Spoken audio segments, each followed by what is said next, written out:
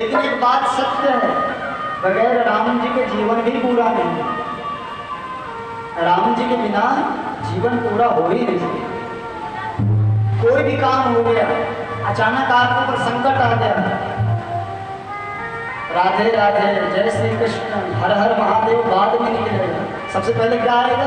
अरे राम राम। किसी को प्रणाम करना है, राम राम। 3 बार राम राम कह दो तो आश्चर्य हो जाता है, 4 बार राम राम कह दो तो भगवान राम के बिना जीवन ही पूर्ण नहीं। किसी के घर में शादी हो, किसी के यहाँ पुत्र पैदा हो, कुछ भी मांगलिक कर्म हो, गीत किसके गाए जाते हैं? राम। विवाह हो रहा है लेकिन गीत किसके गाए जाएंगे? राम। लड़का घर में जन्म लिया है, कोई उसका नाम लेके भजन नहीं गाएगा, अगर गाएगा तो राम जी के नाम से। तो रावण नहीं माना, मारीच मृग बना। बात ध्यान रखना, प्रसंग रखना क्या है? जे यथा माम प्रपद्यन्ते तांस तथैव भजाम्यहम्।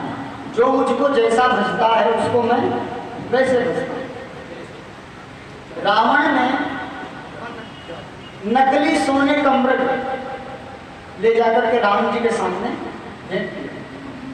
भगवान ने सोचा नकली सोने का मृग दे करके असली मृग नहीं सीता को प्राप्त करना चाहता है। नकली सोने का मृग दे करके असली मृग नहीं सीता को प्राप्त करना चाहता है। जब तक में रावण लंका से और पंचवटी तक आता, इतने में राम जी ने एक लीला रच दी। तुम पावक मह करहु निवासा, जब लगी करहु निसाचर नासा।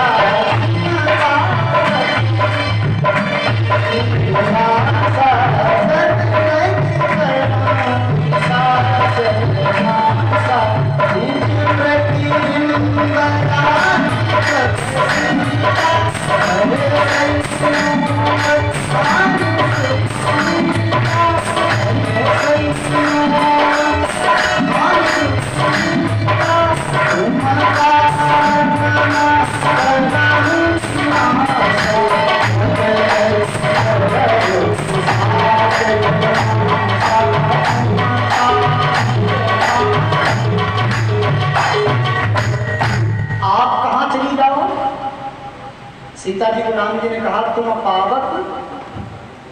ध्यान देना, सीता जी को राम जी ने अग्नि में नहीं दिया, अनल में नहीं दिया, आग में नहीं दिया, कहाँ दिया?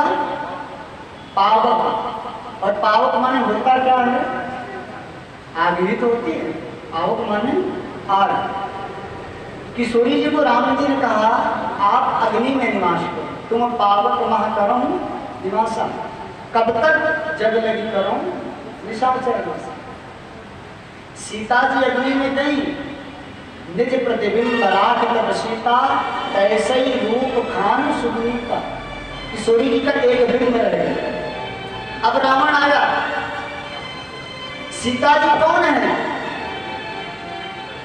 सीता जी साक्षात महालक्ष्मी है। कौन है? महालक्ष्मी। जब किशोरी जी जनकपुर से अयोध्या आती हैं, जब सीता जी का विवाह हुआ और जनकपुर से किशोरी जी विदा होकर के अयोध्या आती, तब अयोध्या का राज वैभव जो था 4 गुना बढ़ गया। गोस्वामी जी लिखते हैं जब ते राम ब्याह घर आए, नित नौ मंगल मोद बधाए। उस दिन से अयोध्या बढ़ने लगी।